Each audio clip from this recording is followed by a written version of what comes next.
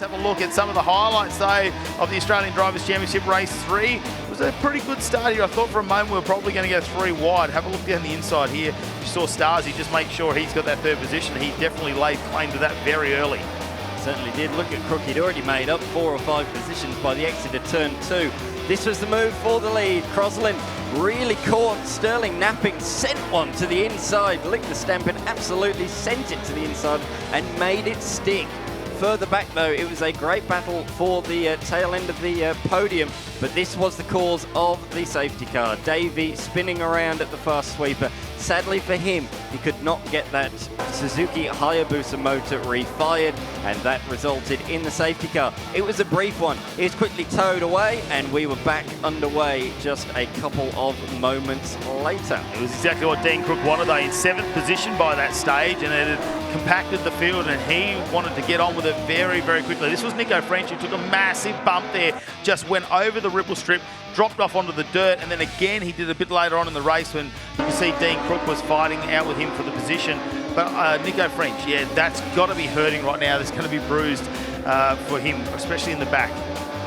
Absolutely. Crook's march continued. He got past Leighton, and then he got past Nico French as well. But there we saw Rory just be demoted 1 position, and as a result lost another one to the hard-charging Nicholson. There was the 3rd of 3 offs for Nico French that we saw in that race. But out in front for the first time this year, it was Hayden Crosland who took victory in the Australian Drivers' Championship. A cracking performance from him. Yeah, good to see. They just put on some fantastic racing around here at Winton Motor Raceway. Let's have a look at some of the highlights, though, and it was action-packed. Have a look at Goodacre at the start. Well, he threaded the needle and went from the 2nd row of the grid into 2nd. I don't know how they're going to decide to split these highlights up. We might as well watch the whole race again. There were that many highlights in that one. It was an absolute barnstormer. There was action everywhere. Emery, that was the first touch that we saw that damaged a couple of the pins, and there were more to come as he had a look trying to get past John Goodacre early in the race for position number 2. He did so successfully up the inside at turn 10. That was a real clinical, nicely made move. It was not so simple getting past Studded. There was a little touch here, and then a couple of laps later, a more significant one. He tried to show the nose at turn 3. It was great racing between the pair at this point in time.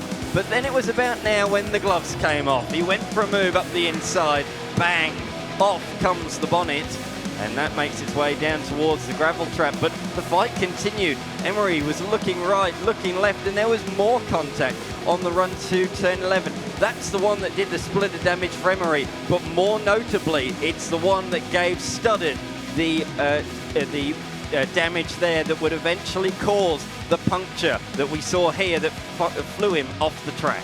Yeah, and at that point, he's just a little bit of a passenger there, taking the car, so taking the tread off the tyre there. Still managed to maintain air in it, so he got the car off the track. This was John Hollinger later on in the race. He'd already been unloaded there by Donaldson down at turn number 11, but he was just on his own coming to 7, maybe. That's a little bit greasier down there, and spun the car off on his own. Finally, it came down to these 2 cars fighting it out for the podium. They were the 2 left at the front, really, at the moment. Yeah. And it was Goodacre leading in the 66 over Taunton, who'd come from rear of field. So it was a good race from him. I feel like Goodacre knew early on Emery had the speed and just made a little bit of room, because potentially he could have been the one with something bent on the rear. And I'd like to know what it was that actually got bent under that, whether it was a bit of panel work, whether they've got some bar work under there that holds the panels on. So we'll do a bit more investigations down there, but great first race for the day. Here we are, the highlights from that one, and there were plenty. It's been an action-packed afternoon, hasn't it, on the Hi-Tec Oils Super Series program, as our leaders around turns 1 and 2 kept things nice and clean. Further back though, that was not the case. Duke spinning around at turn number 2. He was able to get restarted and finish the race in 16th position. And here is the move that he made on Summons midway through that race. Summons running a bit of a Lotus-inspired livery from the 1970s there. Managed to stay out there though, and it was at this point here we thought the gloves were going to come off in the final moments of this race as Crook started to get very, very close, and I thought they were almost going to make contact, moving around just in case someone got a little bit of a draft, and those three know they're going to be a big round of applause for them as they finish the race. The race highlights, where do we start? We could make this twice the length of the race, I reckon, potentially. Look at the start, Dylan Thomas. Now, down the inside is where I was watching, and that was Skinner putting his nose in there for a moment in the 94, and in between that, Brendan Hourigan, as they came up over the crest here, he got right behind Dylan Thomas and said, hey, come on, let's put a charge on. Ryan Pring didn't wait too long. This was in the opening laps, decided, hey, got a little bit of aero down here, down the main straight as we crossed the start line, and said, I'm going to try and get you into turn number 1, and managed to make that stick. Big, there we go. So he's piled the power on. We saw the that car heading off the 51 machine. Hourigan, yeah. Wow, that's very ugly for a moment there. High-speed part of the track. Battle for first, second and third. Dylan Thomas, he didn't have it all his way, but this was a huge one. Asker Sandel gets it wildly crossed up into one. Yeah, he just went a little bit wide out of the dirt. Wasn't it a big Hail Mary? Couldn't pull the car up. It slid.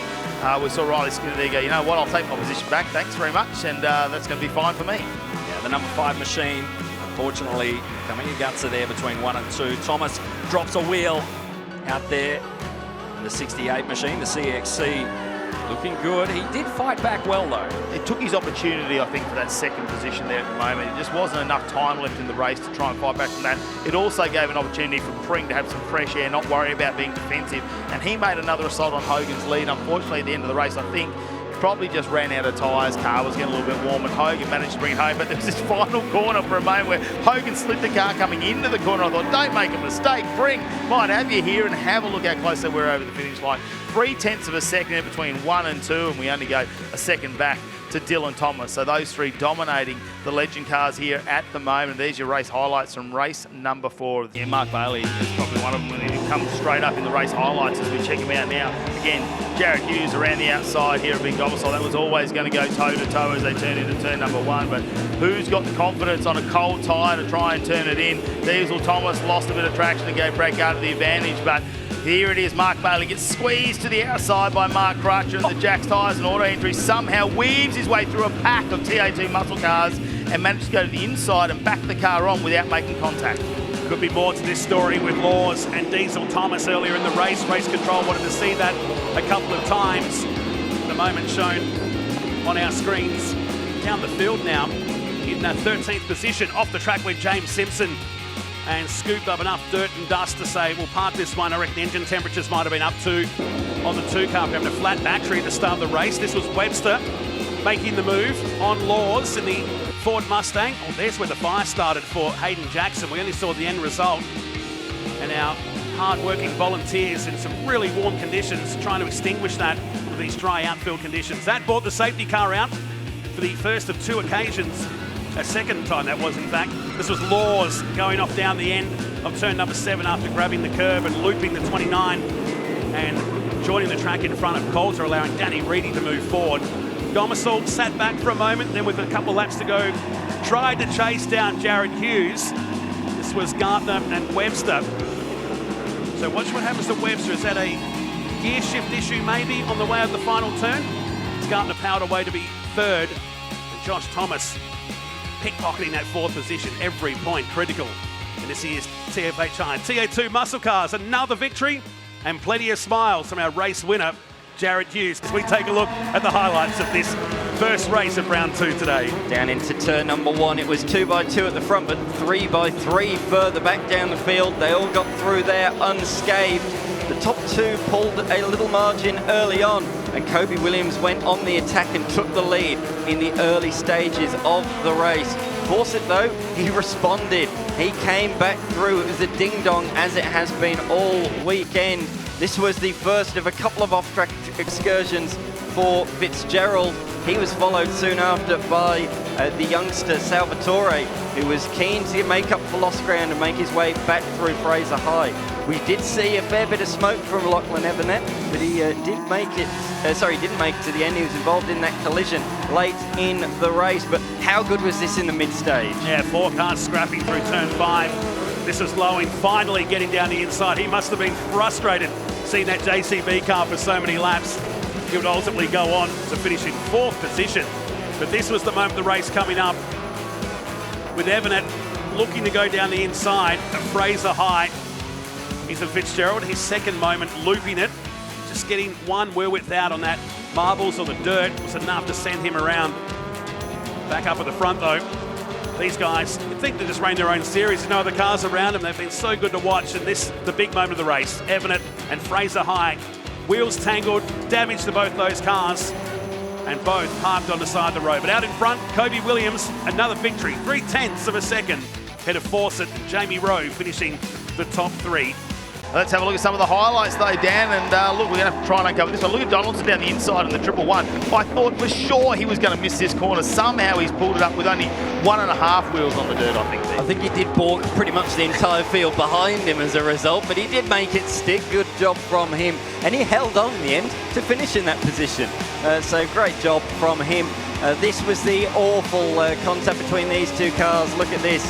Around went Curry and Emery, nowhere to go. Look at this, the contact, bang, huge hit in the rear for this car and the front right for Jeff Emery. That was a big hit, a big bang, not what you want to hear when you're driving your innovation race car. John Hollinger, well, he made his way through the middle sector of this racetrack to really close the gap down to Donaldson, but when we got to those little straights in Sector 3 and Sector 1, it just meant Donaldson had a little bit of an advantage. In the meantime, Taunton, well, he was just slowly driving away, wasn't he? Just putting down about half a second a lap as they continued on in this race and managed to take that win by just under 11 seconds and goes in as the inaugural round winner of the innovation race cars here at the Hi-Tec Oils Super Series. Let's have a look though at our race highlights, and there's going to be a few of them in this one. Have a look at the Lotus in the background there. It tried to make a bit of a move there on Saint as Saint just stalled up a little bit on the line. Now Tracy, plenty of traction in the red BMW, managed to get this battle back underway between the two Beamers, and they went to fight out in front. Holt and Robbins, well, they just fought back in fourth position for a while there. You know, the HSV, very, very heavy car, but had some power down the straight. Mark Tracy did everything he possibly could here to try and hold out Matty Sims, but he knew Sims had the horsepower. Looking at it down the straight, there was a 20km/h disparity between the two cars as they headed into turn number 1. Pulled the car up nicely, and what I like about Sims is he's getting a handle on this car.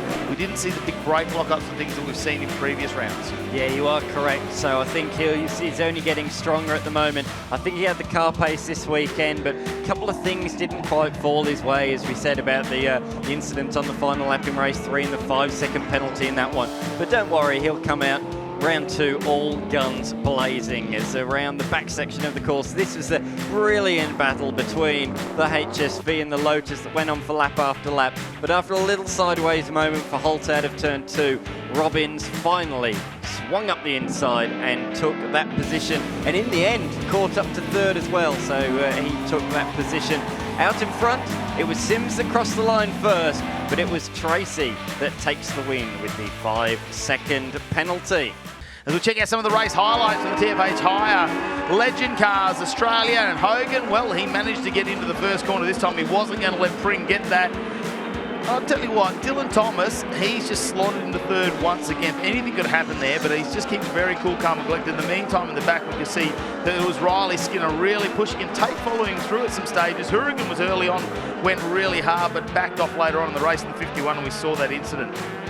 Yeah, Hourigan didn't really have the stellar race that he was hoping for. Back with our race leaders now, and Hogan just kept it exactly where he needed to. Big dive up the inside as Hourigan exits stage right.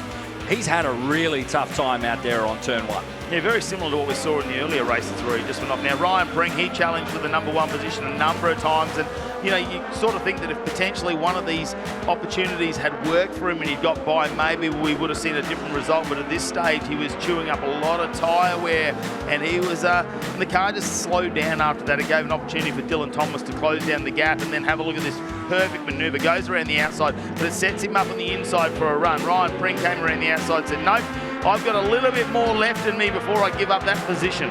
This was an absolutely brilliant battle between the number 97, and there was the contact. Duckworth involved, very tough to see, but your race winner at the end of it all, Rob Hogan, taking out the event. Started in overcast conditions, a bit of cloud cover here at Winton, which was well received by the fans and as well as the drivers out there in this final race of the Formula Ford Stars and Renegade Series. That was the move for the lead early in the race by Joe Fawcett. Got ahead of Williams, but he did not let him go for the rest of this 25-minute encounter. No, it was very, very tight all the way through the race. Great shots from the drone cam looking down on the lead battle. James briefly took the position from the number 5 of Imbrogno, and he did eventually beat him across the line, but it was a hard-fought battle. This was the move for third position, row up the inside of Lowing. It was just that little bit wide, and then had to take to the sketchy grass. We've seen a few cars bump through there, and that was another example.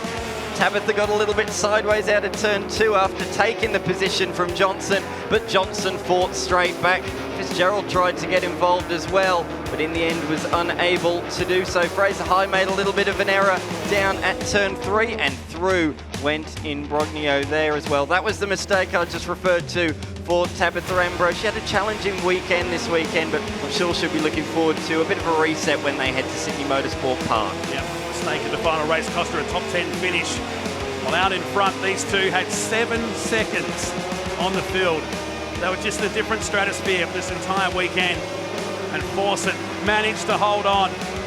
Kobe Williams, who won't get the 4 in a row, but hey, 3 victories is still a pretty good weekend, and Fawcett will leave Winton Motor Raceway with a smile on the dial in car number 23 after claiming pole in the first round of the weekend. There's a lot to talk about in the 4th and final race of TFA Tyre TA2 muscle cars. It started here with some 3-wide action. We know it doesn't work, and ultimately someone had to lose. Domain Ramsey even put his name in there too. He made a very early lunge down the inside there, got alongside Robbie Farr, but yeah, this is on board with Josh Thomas, who ends up going into the dirt. We know this ditch right here as the dirt comes all over the front window, and already a little bit of damage sustained. And later on, you can see there just going past Coulter, and he spins the car out, and Sciarra comes around, nowhere to go, and look at the extensive damage on the front of that car. They did say radiator unfortunately put her out for the rest of the race. This is Collier making a move, tried to make the move, tried to straight line the S's down there at turn 1. Diesel Thomas making a move back up through the field in the TFH car. Jared Hughes was in control. Look at that, no one behind him. Had nearly 4 seconds at one point in this race in the 118 active road active suspensions car. But we knew that would change later on. This was Danny Reddy being very polite with the signs, going in and out, almost like a Motorcana down there through turn 1 and 2. Rejoined the track, and the Rockstar gets a result today in the Danny Orr earth-moving car. Lock up here for Gardner at turn 7, and that opened the door for Webster to make the move up into 3rd on the track and for the weekend. Then Diesel Thomas thought about the same move, just give the Hi-Tec Oils Camaro a bit of a hurry up through the middle of turn 7, but this was the moment of the race. Yeah, and it's happened there before turn number 1. You can see how slow the car is. A bit of a loose movement there as he gets on the brakes. No drama. We suspect potentially some gearbox issues for him there. He had a moment earlier in the weekend where they had to fix this, but this was a talking point. Had 3rd position there, just had to finish the lap off on Webster. Just overdrove it, came out into turn number 7 on the brakes, off the ripple strip, gets out into the kitty litter and slides the car out and gets stuck there, which unfortunately gives him up a podium and a great finish to the weekend. It means Gomersall, well, he crossed the line first. Jared Hughes had enough gap to get home, and Brett Gartner in 3rd.